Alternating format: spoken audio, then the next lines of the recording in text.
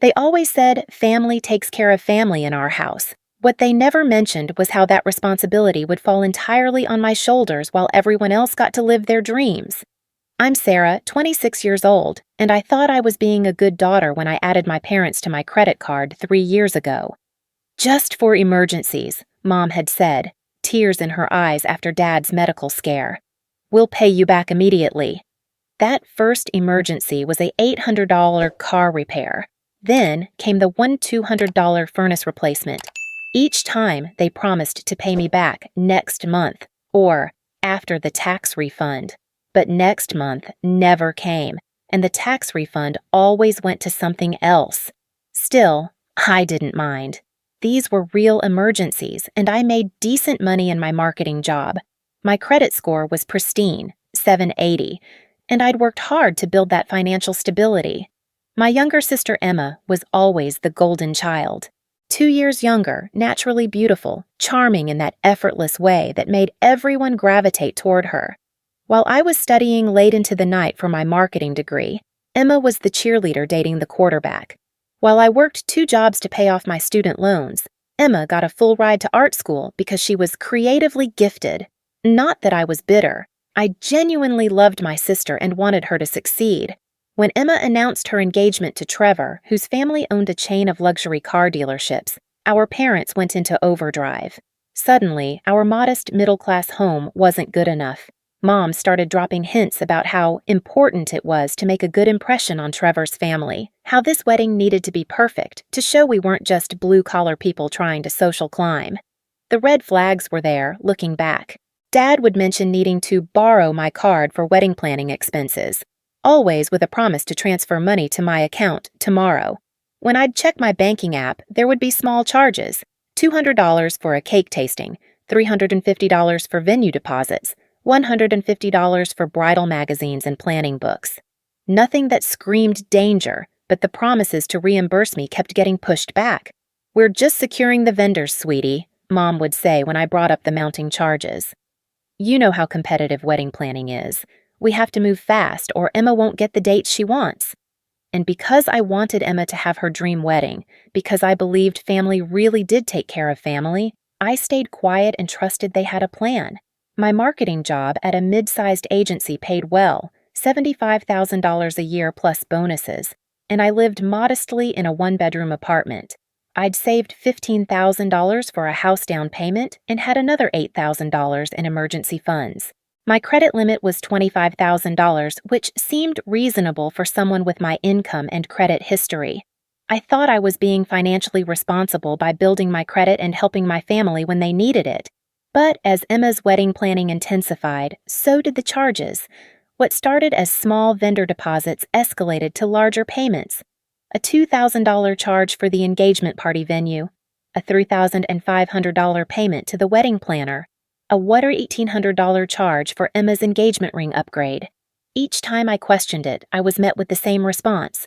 "We'll handle it next week." Or, "Trevor's family is contributing, we're just coordinating payments."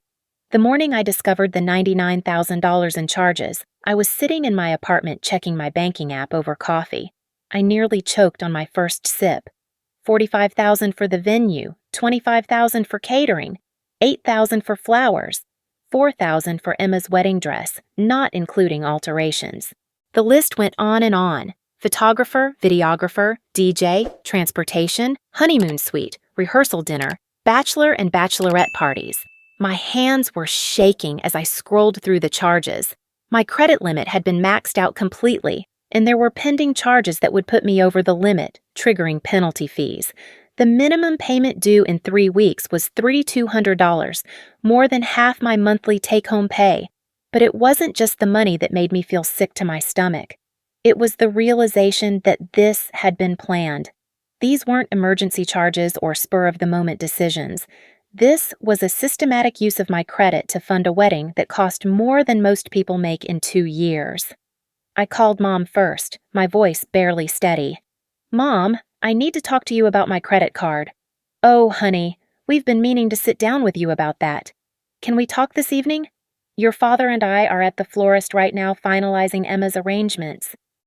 "Mom, There's $99,000 charged to my card. I need to understand what's happening right now. There was a pause, and I could hear muffled conversation in the background. Sarah, sweetie, we know it looks like a lot, but Trevor's family is contributing significantly. We're just coordinating all the payments through one card to simplify everything. We'll have this sorted out before the payment is due, I promise. But even as she said it, I could see new charges appearing on my app in real time. A $1,500 charge to a luxury linen rental company. A $900 charge to a specialty lighting designer. These weren't people coordinating payments. These were people who had been given my credit card information and told to charge whatever Emma wanted. Over the next few days, I watched helplessly as more charges appeared. A $2,200 charge for upgraded floral arrangements. A $1,800 charge for premium bar service. A $3,000 charge for a live string quartet. Each new notification felt like a punch to my stomach. My carefully built financial stability was crumbling in real time, and everyone around me seemed to think this was perfectly normal. The family dinner where everything exploded was on a Tuesday evening. Mom had insisted I come over to discuss the wedding finances and clear up any confusion. I arrived to find Emma and Dad already at the table, along with Mom, all wearing the kind of forced smiles that immediately put me on edge. Sarah, honey, sit down, Dad said, gesturing to the chair across from him. We need to have a family conversation. I sat down, my laptop bag in hand with printed statements showing every charge. I brought documentation of everything that's been charged to my card. I need to understand how we're going to handle this. Emma spoke first, her voice taking on that sweet, manipulative tone she'd perfected over the years. Sarah, I know this seems like a lot, but this is my wedding. This is supposed to be the most important day of my life, and I thought my sister would want to help make it perfect.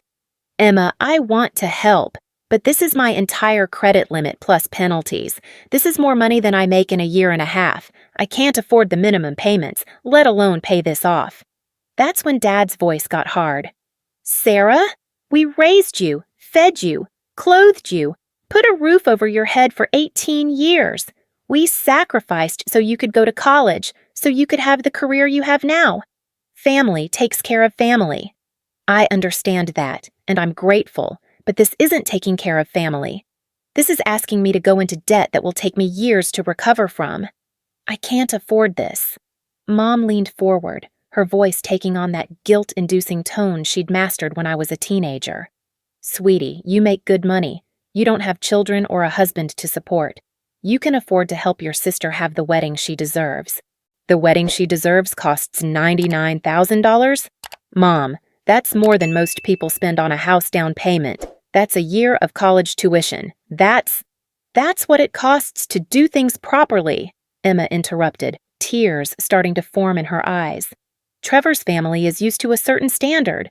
I can't show up to marry into their family with some cheap, embarrassing wedding. What will they think of us?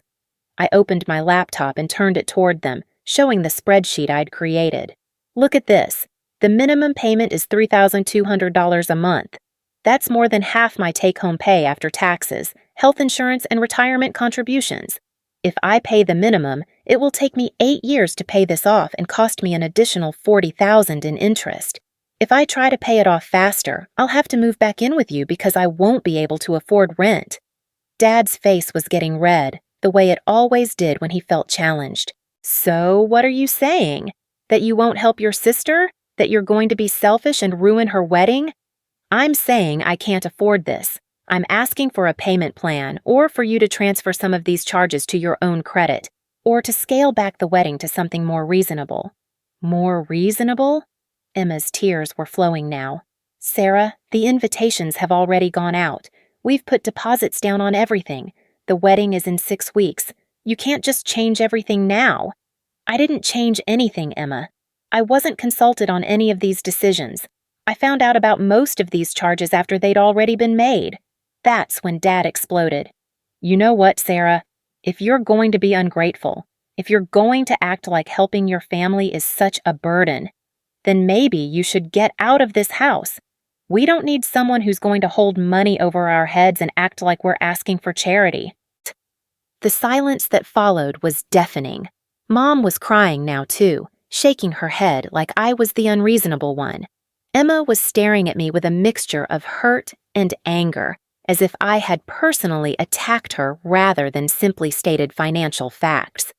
"I'm not trying to be ungrateful," I said quietly. "I love this family. I want Emma to have a beautiful wedding, but I also need to be able to survive financially. I'm asking for compromise, not cancellation." "The time for compromise was 6 months ago," Dad said, his voice cold. "The wedding is planned. The guests are invited. Trevor's family is expecting a certain level of celebration. We already told everyone what to expect." "Then you should have planned a wedding you could afford." The words hung in the air like a bomb. Emma gasped. Mom covered her mouth. Dad's face went from red to purple. "Get out," he said quietly. "If that's how you really feel about your family, then get out." I looked around the table at these people who had raised me, who I'd loved and supported and prioritized for 26 years. In that moment, I realized that to them, I wasn't a daughter or a sister. I was a credit line. I was a solution to their financial problems, not a person with my own needs and limitations. "Fine," I said, closing my laptop and standing up. "But I want you to know that I'm not paying for this wedding. I can't afford it, and I won't destroy my financial future for a party." As I walked toward the door, I heard Emma call out, "Sarah, please, you're ruining everything." But I didn't turn around, because for the first time in my life, I realized that their emergencies were not my responsibility and their dreams were not worth my financial destruction. I drove home in a daze, my hands shaking on the steering wheel. When I got to my apartment, I sat in my car for 20 minutes, staring at my phone as angry texts from various family members started pouring in. Cousins I hadn't heard from in months were suddenly messaging me about being reasonable and thinking of Emma. Aunts were calling me selfish. Even my grandmother left a voicemail about how family sticks together. But as I sat there, reading message after message about how I was ruining Emma's special day, something crystallized in my mind. I pulled up my banking app and looked at the charges again. $99,000. More money than my parents had ever had at one time. More money than they could realistically pay back in years, if ever. And that's when I realized they never intended to pay me back. This wasn't a loan or a temporary arrangement. This was them deciding that my financial future was an acceptable sacrifice for Emma's perfect wedding. I looked at my phone, at all the messages calling me selfish and ungrateful, and I made a decision. I wasn't going to fight them anymore. I wasn't going to argue or plead or try to make them understand. I was going to let them finish their planning, let them send out their invitations, let them believe that they had won. But I was also going to protect myself. And if they thought I was ungrateful now, they had no idea what was coming. I let them finish the guest list. I let them believe they had called my bluff and that I would eventually cave under family pressure. I even attended Emma's bridal shower 2 weeks later, smiling and taking pictures like the supportive sister they expected me to be. But every day I was documenting every charge, every conversation, every text message. I was building a case because I had realized something important. Using someone's credit card without their explicit permission for each purchase isn't just morally wrong. It's fraud. The morning of Emma's wedding, I woke up at 6 a.m. with the kind of clarity that comes after weeks of careful planning. While my family was probably bustling around getting ready for what they believed would be the perfect day, I was sitting at my kitchen table with my laptop, a cup of coffee, and a folder full of documentation that would change everything. At exactly 7 a.m., I walked into the police station 3 blocks from my apartment. Officer Martinez listened patiently as I explained the situation, showing him printed bank statements, text message screenshots, and the timeline I'd created documenting every unauthorized charge. "Ma'am, just to be clear," he said, reviewing the paperwork, "you're saying your family used your credit card to make nearly $100,000 in purchases without your explicit consent for each transaction." "That's correct. I agreed to be added as an authorized user for emergencies 3 years ago. I never consented to wedding expenses, and certainly not to this amount. I have documentation showing I explicitly objected to the charges and requested they stop." "Sir, The report took 45 minutes to file. Officer Martinez was thorough, asking for details about each major charge and the circumstances surrounding them. As I signed the complaint, he looked at me with something like sympathy. "This is going to be a difficult day for your family," he said quietly. "It already has been," I replied. "For me." At 8 a.m., I called the credit card company's fraud department. I'd researched the process extensively over the past 2 weeks, and I knew exactly what to say. "I need to dispute charges on my account for credit card fraud," I told the representative, a woman named Jessica who sounded professionally sympathetic. "Can you tell me about the charges you're disputing?" "All charges from the past 6 months totaling $99,437. I have a police report number and documentation showing these were unauthorized uses of my card." There was a pause. "That's quite a significant amount. Can you walk me through what happened?" I explained the situation calmly and factually. Jessica put me on hold twice to consult with supervisors, but within an hour, the process was initiated. Provisional credit would be applied to my account within 2 business days, and a formal investigation would begin immediately. "Ms. Chen," Jessica said before we hung up, "I need to let you know that we'll be contacting all the vendors involved in these charges. Many of them will likely demand immediate payment from whoever actually received the goods and services." "I understand," I said. "That's not my problem anymore." By 9 a.m., I was composing emails to every vendor I could identify from my credit card statements: the venue, the caterer, the florist, the photographer, the DJ. Each email was polite but clear. "I am writing to inform you that charges made to my credit card for services related to the Emma Chin Trevor Davidson wedding were unauthorized. I have filed a police report and disputed these charges with my credit card company. You should expect contact from the credit card company's fraud investigation team. Any questions about payment should be directed to the actual recipients of your services." I included the police report number and my contact information, then hit send on all of them simultaneously. At 10 a.m., I posted on my social media accounts. I'd debated this step for days, but I realized that my family had already made this public by inviting 200+ people to a wedding funded by my stolen credit. They'd involved extended family in pressuring me, made me the villain in their narrative. It was time for the truth. "Some of you may have heard that I'm not supporting my sister's wedding today. Here's the actual story," I wrote, attaching screenshots of the credit card charges, the text messages where I'd objected, and the police report number. Family should take care of family, but taking care of family doesn't mean allowing yourself to be financially abused. The post exploded almost immediately. Comments, shares, messages of support from friends I hadn't talked to in years. But more importantly, it meant that when my parents started getting calls from vendors, everyone would know exactly why. At 11 a.m., my phone started ringing. The first call was from Dad. I didn't answer. Then Mom, then Emma, then Dad again. By 11:15, I had 23 missed calls from family members. At 11:30, my phone buzzed with a text from an unknown number. "Sarah, this is Trevor. I don't know what's happening, but vendors are calling saying our payments are being disputed. Emma is having a panic attack. Please call me back." That's when I knew the reality was hitting them. I turned my phone to silent and made myself another cup of coffee. The calls I was expecting came next. First, the venue coordinator, frantic and apologetic. "Miss Chen, I'm so sorry to bother you, but we've received notice that the payment for today's event is being disputed. We need immediate payment or we'll have to cancel the reception." "You'll need to speak with Emma Chen or her parents about payment," I said calmly. "I'm not responsible for this event." "But the payment came from your card?" "Unauthorized charges that I've reported as fraud. I'm not the bride and I didn't book your services." The caterer called 20 minutes later with the same panic in his voice. Then the florist, then the photographer. Each conversation was the same.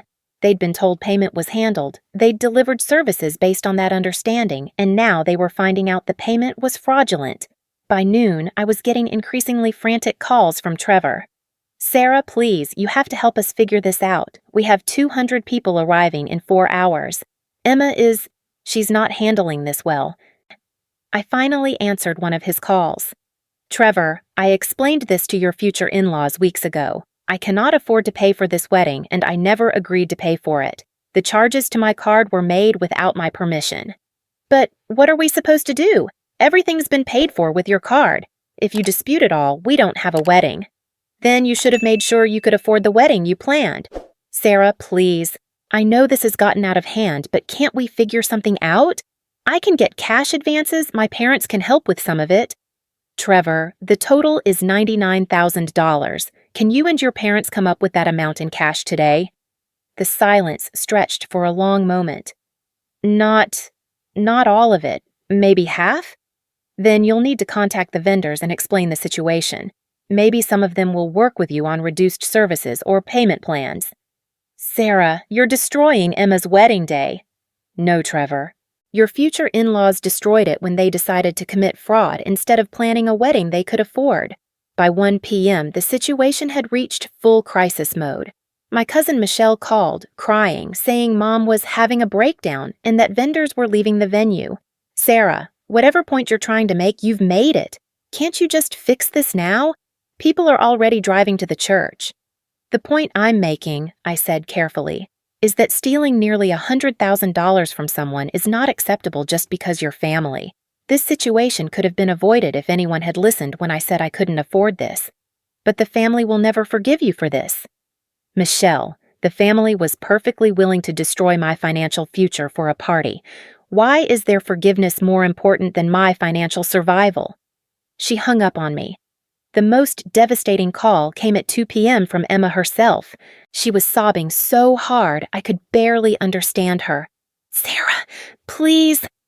I'm begging you. Can't we figure this out after the wedding? People are already here. The church is decorated. I'm in my dress.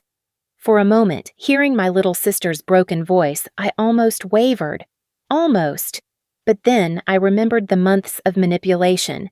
The dismissal of my concerns, the way they'd called me ungrateful for not wanting to be financially destroyed. Emma, I said gently, 3 weeks ago, I sat at our family dinner table and begged for a payment plan or for you to scale back the wedding to something affordable. I was told to get out of the house for being selfish. This is the consequence of that decision. But Sarah, I love Trevor.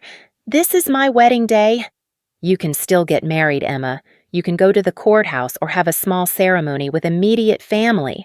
Getting married doesn't require a $100,000 party. But everyone's here. Trevor's family, all our friends. Grandma flew in from Phoenix. Then you'll need to explain to them what happened. That Mom and Dad planned a wedding using stolen money and it fell apart when the actual owner of the money said no. Sarah, I hate you. I will never forgive you for this. I know, I said sadly.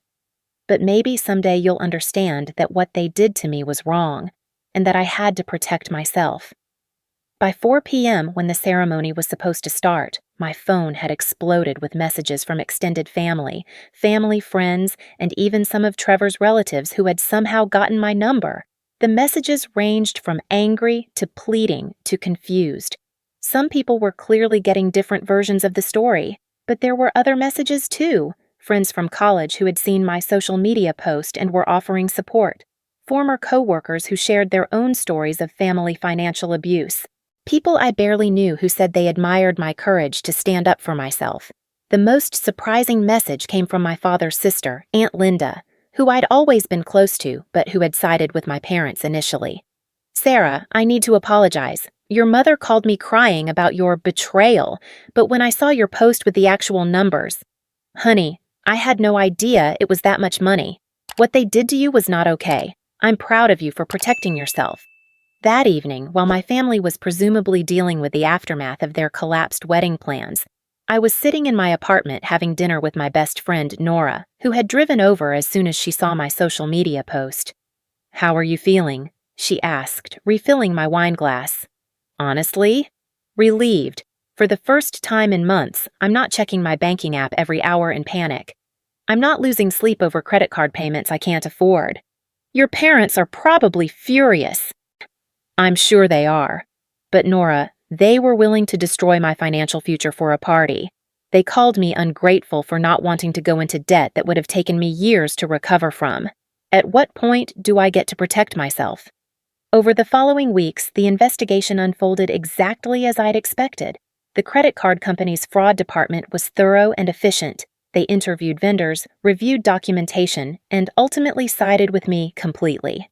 All charges were permanently removed from my account. My parents faced the choice of working out payment plans with various vendors or potentially facing civil lawsuits. Some vendors were understanding and worked with them on reduced fees or extended payment terms. Others demanded full payment immediately. The financial impact on my parents was severe. They had to liquidate their retirement savings, take out a second mortgage on their house, and Dad had to go back to work after planning to retire that year. The wedding that was supposed to cost them nothing ended up costing them everything they'd saved. Emma and Trevor did eventually get married, but it was a small ceremony at the courthouse with just immediate family. No reception, no photographer, no flowers. They postponed their honeymoon indefinitely and moved in with Trevor's parents to save money while they figured out their finances. The social consequences were almost as devastating as the financial ones. Word spread quickly through our extended family and social circle about what had really happened. While some relatives continued to blame me for ruining the wedding, many others began to understand that my parents had committed a serious crime and that I was the victim, not the villain. My relationship with my immediate family was essentially over. Dad refused to speak to me. Mom would send occasional guilt-inducing texts about how I'd destroyed the family. So, Emma sent me a letter 6 months later apologizing for her part in what happened, but also saying she wasn't ready to have a relationship with me yet. But something unexpected happened in the aftermath. Other people started reaching out to me with their own stories of family financial abuse. Siblings who had been expected to pay for weddings they couldn't afford. Adult children whose parents had destroyed their credit. People who had been manipulated into believing that family loyalty meant financial sacrifice. I started volunteering with a financial literacy organization, specifically helping people establish boundaries around money with family members. I learned that what had happened to me was more common than I'd realized, and that many people stayed trapped in these situations because they didn't know they had legal options. A year later, I was in a much better place. My credit score had fully recovered. I'd been promoted at work and received a significant raise. I'd started dating someone who respected my boundaries and understood why I'd had to make such a difficult choice. More importantly, I'd learned to trust my own judgment. For years, I'd been conditioned to believe that my needs were less important than everyone else's, that being a good person meant sacrificing my own well-being for others. The wedding situation had forced me to confront that pattern and choose myself for the first time in my adult life. The last contact I had with my family was a letter from Emma 18 months after the wedding. She and Trevor had recovered financially and were doing well. More importantly, she'd started therapy and was beginning to understand the dynamics that had led to the wedding disaster. "Sarah," she wrote, "I want you to know that I finally understand what you tried to tell us. What Mom and Dad did to you was financial abuse, and asking you to sacrifice your future for my wedding day was wrong. I'm sorry it took me so long to see it. I'm sorry we made you the villain when you were actually the victim. I hope someday we can rebuild our relationship, but I understand if you're not ready for that." I kept the letter, but I didn't respond. Not because I didn't love Emma, but because I'd learned that love doesn't require self-destruction. Family doesn't mean accepting abuse. And sometimes the most loving thing you can do is refuse to enable someone's harmful behavior, even when that refusal causes pain. My parents never apologized. They continued to tell anyone who would listen that I had ruined Emma's wedding out of spite and jealousy. But their narrative held less and less power as time went on, especially as more details about the financial fraud became known in our community. 2 years later, I bought my house, the one I'd been saving for before my credit card got maxed out on a wedding I never agreed to fund. As I signed the mortgage papers, I thought about the person I'd been before all this happened. Someone who was so afraid of disappointing others that she would have destroyed herself to avoid conflict. That person was gone, and I wasn't sorry to see her go. In her place was someone who understood that self-respect isn't selfish, that boundaries aren't cruel, and that family who truly loves you wouldn't ask you to destroy yourself for their benefit. The wedding day that was supposed to ruin my life ended up saving it. Because sometimes the only way to save yourself is to let other people face the consequences of their own choices, even when those people are the ones who raised you to believe their needs always came first. I never regretted my decision, not even once, because I finally understood what my family had never taught me, that love without respect isn't love at all, and that family who would exploit you doesn't deserve your sacrifice.